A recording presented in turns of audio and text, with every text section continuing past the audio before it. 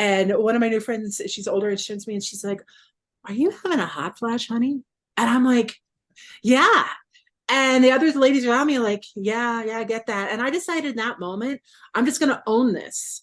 Because what I was going to do, I could sit here and pretend it's not happening and then just feel worse or feel like there's something wrong with me. So I just go ahead and I say, I own it. I'm like, "Yep, I'm having a hot flash."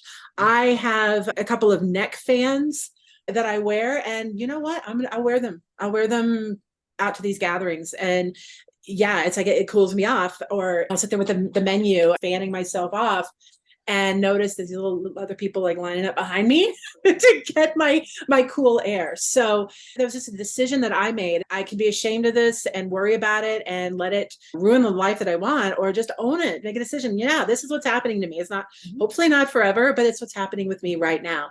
Another thing that I really find helpful for me that I like to do a visualization. One of the things that I believe, and we're going through this change, is not only our bodies changing, but our emotions are changing, our spirits are changing.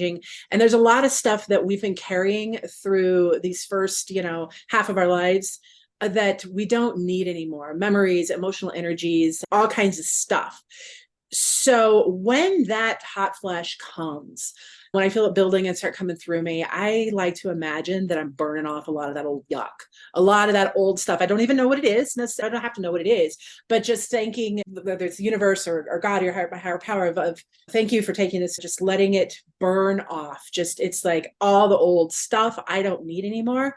It's burning away with each hot flash. So that's a little thing that I like to do. Hey, wouldn't it be great is every time we had a hot flash, we would burn off calories? Wouldn't it be That too. Who's to say we're not? I don't know. I'm going to say that we are.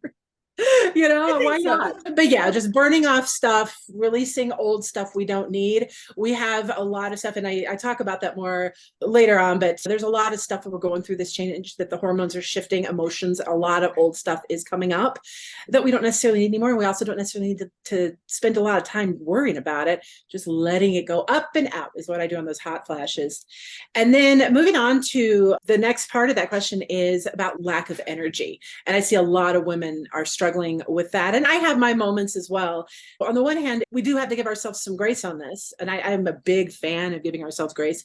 It is a part of this stage of life. We're just, with everything that's changing, that, yeah, we're getting tired. I mean, there've been other stages in our life where our hormones have shifted and we haven't felt as energetic. It's normal, nothing to be afraid of.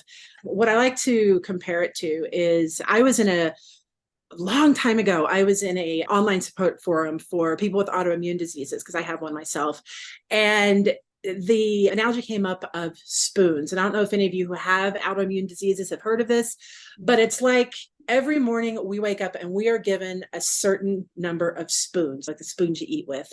And maybe it's 10, maybe it's 50, just pick a number. And that's what we get. And each spoon represents a unit of measure of energy throughout the day. And various tasks cost different amounts of spoons. I mean, maybe getting up and getting dressed and brushing your teeth is 2 spoons. Maybe getting up and going to the office for a 10-hour day is 50 spoons. And you just get a certain number of spoons. And when those spoons are out, they're out. And what the message was for the autoimmune group is, I get 10 spoons today. I had 20 spoons yesterday. Maybe I'll have 50 spoons next week. Today is a 10-spoon day. Mm-hmm. And adjust accordingly and give ourselves grace for that. That's where we are. It is okay to be that way. And I have to do this myself, is be less judgmental on myself and stop expecting that I have to be superwoman all the time. Super mom, super wife, super boss, super employee, super friend, super everything. I don't have to be. And just realize, okay, today was a 5-spoon day. Today's a 15-spoon day. That's what I got done. I'm going to rest, because that'll give me more spoons for tomorrow. Now, there are times, though, when we do need to get up and get moving. There are things that we have to do. And so a couple of things that I find helpful and that I recommend. First of all, change your physicality. Like the way you're sitting, how you're sitting, very strong. Our bodies and minds are connected. And especially when we're also going along with just feeling blah and feeling, I'm just tired and overwhelmed. How we get, nothing wrong with that. But get up, dance around a little bit, right? Dance around for a couple of minutes. Just change your physicality. Walk around your room, go outside, get a breath of fresh air. If physically moving around is difficult, it can be just as simple as shifting to a different chair. Sure. is just doing something that's going to break that connection between that low energy feeling and what your body is doing. And so when your body is giving it a little bit more juice, then your mind catches up, like, okay, I'm not stuck in this spiral of feeling tired and low energy. I mean, it's not necessarily saying that you're going to go up and run a marathon, but if you need to get up and go to the grocery store, Sure. it's a way that I find to help.